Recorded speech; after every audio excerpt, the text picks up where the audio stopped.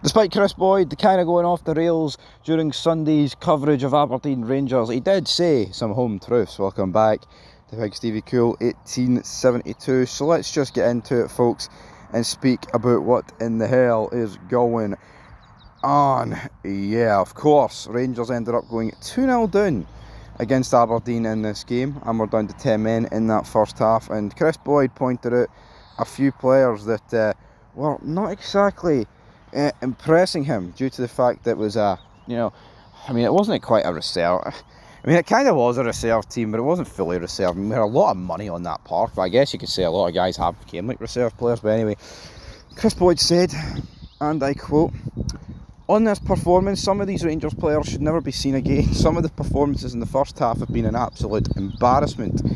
Danilo, £5 million? Wow." End of quote. Right, so Danilo, right? How many players shouldn't really be seen again? I mean, I think Ross McCausland should never be seen again, honestly.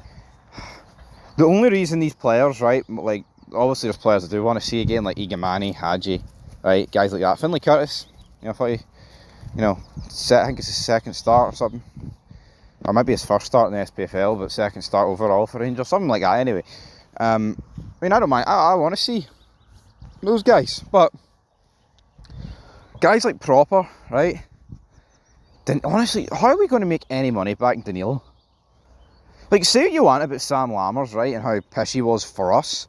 He went to the Eredivisie and done good. Danilo has done absolutely hee-haw for us, man. There's nothing. Honestly, what can Danilo do that's going to, like, drastically change our season? Well, I mean, he could win this Europa League, which might be genuinely the only thing, right, that he could do to, like, save his Rangers career or also save his transfer value, because it is honestly, it's brutal. It's honestly brutal.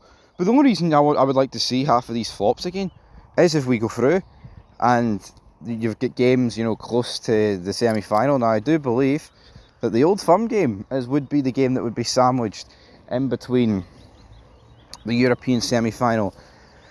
And as much as I would like to win that Old Firm game and make it 3 in a row, I'd rather go through in the Europa League semi-final. So if it takes resting these players, then that's what we've got to go for, folks. And yeah, it's not a nice sacrifice that you would be wanting to make, but the reality is, it's gonna have to be what's gonna have to be done.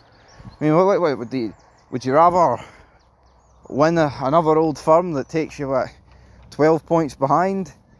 Or would you rather go through to a European final? That's the sacrifices we're talking about here. I mean, I guess, right, Celtic could lose to Dundee United, we could beat St Mirren, and then it becomes, well, do you really want them winning the Ibrox? Of course you don't. Then it gets a wee bit more serious, right? But until then, I don't think we should worry about it overly too much. But Boyd went on to say, so many Rangers players out there are passive, and it's just not been good enough. I totally agree, Kris Boyd. It's not been good enough. It never will be good enough for Rangers men to be out there doing what they're doing. It's absolutely brutal, saying the least. I mean, honestly, there's just players out there that are like, well, I'm getting my wages anyway. And you know what, folks, I don't think nearly enough, is actually being discussed about with Danilo. We're not talking about a guy that always picks up injuries, but when he's fit, man, he delivers left, right and centre for us. He doesn't. He really doesn't. His goal return is not that good, right? Half the time he's got a touch like a trampoline. Well, what is there in Danilo, right, that people are so adamant about that this guy's good? Honestly, like what, 6.5 million? And it's not like, I know we've spent 6.5 million, but when that guy plays, we score goals. When that guy plays, we don't get much better. Like, and I know there is a case this season to say, well, we were at our best this season with Danilo in behind Igamani, right? And, alright, I'll accept that. But, we're talking about a couple of game spell. Where is it? If Danilo's that good, why doesn't Barry trust him?